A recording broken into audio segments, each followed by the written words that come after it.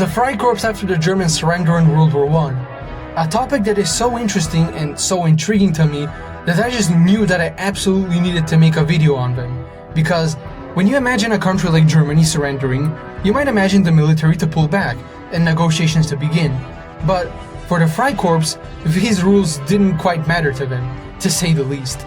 As even after the German Empire surrendered at the end of World War I, the Freikorps still kept fighting on, unwilling to accept the status quo after the German surrender. And in this video, we are going to be going over all the lands, outside of Germany that is, where the Freikorps fought in even after the capitulation of the German Empire at the end of World War I, and see what the Freikorps even did in these lands. So, without wasting any more time, let's get right into the first land in our list, which is Poland. So, after the German capitulation in World War I, Germany's grip over the East almost entirely collapsed, with many countries gaining freedom and going on their own chaotic paths. One of them being of course none other than Poland. As even after Poland had gained freedom from the grip the Germans had over the country, Poland was still not finished with Germany. Far from that.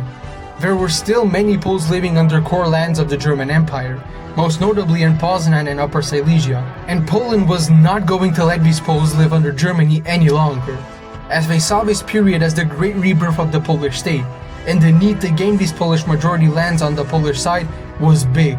But the Poles were, let's just say, a bit busy elsewhere with the Red Menace, aka the Soviets, reaching their borders.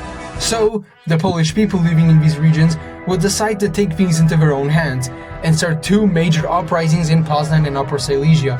The most notable of the two being the Greater Poland Uprising in Poznan, where the Polish rebel forces clashed against the sub-branches of the Freikorps, known as the Freikorps Oberland and the Freikorps Roßbach. Sorry if I absolutely butchered those names. The style of fighting was a more bloody, guerrilla-style local warfare, and the outcome was absolutely catastrophic for the Freikorps, as the Polish rebels were successful in beating the Freikorps and occupying Poznan, Upper Silesia, and other lands. One of the biggest reasons for these losses were the fact that the Freikorps was simply way too overstretched.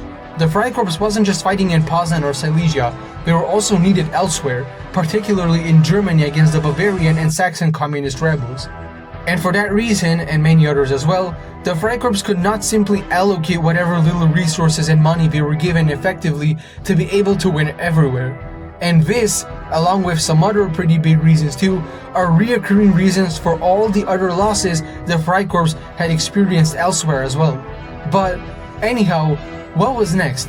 Well, in the following years, plebiscites would follow in many of the occupied lands, which would result in Poland getting all of Poznan, Danzig, although as an autonomous city-state, and a part of Upper Silesia, along with the creation of the land corridor leading to Danzig and the also wanted Polish access to the sea.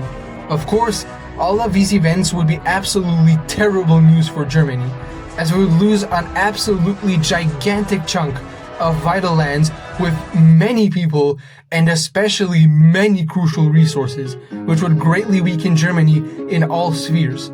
And the Danzig corridor would become a center of controversy in the years following, which would cause entire issues of its own. But for Poland, this was the complete opposite. Poland had just gained huge amounts of land with loads of Poles living inside of him, and of course, especially, many crucial resources. Polish pride and happiness had skyrocketed, as the Poles with this had practically achieved most of their territorial gains against Germany, and that meant a lot to them. But now, with Poland done and out of the way, let's move on to the next country, that being Latvia. Now, in Latvia, the situation was quite a lot more different than in Poland. So basically, similarly to Poland after the end of World War I, the German grasp over these lands almost completely collapsed. But, unlike Poland, Latvia at the start actually didn't have any beef with the Germans to settle or anything similar. Quite the opposite actually, because as the Red Menace, aka the Soviets, reached Latvia, a civil war broke out in the country, and the communists, with support and influence from the Soviets, decided to rebel against the Latvian government at the same time. The Germans and other countries, particularly around Latvia, fearing a total communist takeover in Latvia, called upon the Freikorps to help Latvia beat the communist rebels, and to this call answered two sub-branches of the Freikorps, the Iron Division and the Balkan Landeswehr. Yeah, I definitely butchered that, I am so sorry. Who successfully managed to defeat the communists and push them out of Latvia. And up until then, everything had been going quite well for the Freikorps. Much better than when you compare it to their work done in Poland. But the Freikorps, after all of this, would do one massive mistake that would cost them their entire influence that they had built up until then in the country. Because the Freikorps, after this, instead of just leaving Latvia alone, decided to just not comply. They simply didn't comply with Latvian orders. They didn't leave the country and practically attempted to occupy the entire country, most notably the city of Riga, where they attempted to install a pro-German government. But this backfired incredibly hard on the Freikorps, as the Latvian government sided with the Estonian forces, who created the North Latvian Division. And in the end, the Freikorps decided to actually go ahead and fight against the Latvian Estonian forces, but they stood absolutely no chance. They were overstretched, quite a long way from their core homeland, and in many cases undersupplied, and simply lacked the capacity to fully occupy and keep a hold all of Latvia. The massive aid the British and Finns had sent to Estonia, who was now also aiding and fighting alongside Latvia, did not help the situation for the Freikorps not one bit. And soon, the Freikorps were decisively defeated at the Battle of Cesis, and were forced to completely pull out of not just Latvia, but the entire Baltics as well. And this time for good, with that ending the conflicts in the Baltics against the Freikorps and securing Baltic independence from not just German, but also Russian influence as well. But now, with that being said, let's move more south to a more chaotic region, also known as the Balkans. A bit more of the Balkans actually, to be more specific, that being Austria. Now, as most people know, during World War I, Austria itself was a part of Austria-Hungary, which near the tail end of World War I disintegrated into a hellpit of fire and chaos, as is typical of the Balkans, where this empire had many of its lands. One of the lands where this chaos had transpired into was Carinthia, where Yugoslav forces attempted to occupy all of Carinthia and more for themselves. And at the start, Yugoslav forces were actually very successful, rapidly pushing back the Austrians and taking over all of modern-day Slovenia and Carinthia, and quite a big part of Austria and Carinthia, occupying big cities like Graz and other similar cities near and around the border. But soon, Germany got worried what might happen if this Yugoslav push transpired into something much bigger, a possible complete collapse of the Austrian state itself. So, the Germans called upon the Freikorps to help out the struggling Austrian forces against the Yugoslavs. And just like I already said, up until the arrival of the Freikorps, the Yugoslavs had steadily done great progress occupying Carinthia. But after the arrival of the Freikorps, the Yugoslavs seriously started to struggle, and slowly but surely also started to get pushed back, until finally, upon being pushed back roughly to Slovenia's modern-day border with Austria, where the Allies suggested an armistice to end the fighting in the region and new plebiscites to decide the future of the region, where instead of the entire region falling under Austria or Yugoslavia, instead it was divided into two zones, with one falling under Yugoslavia and the other falling under Austria.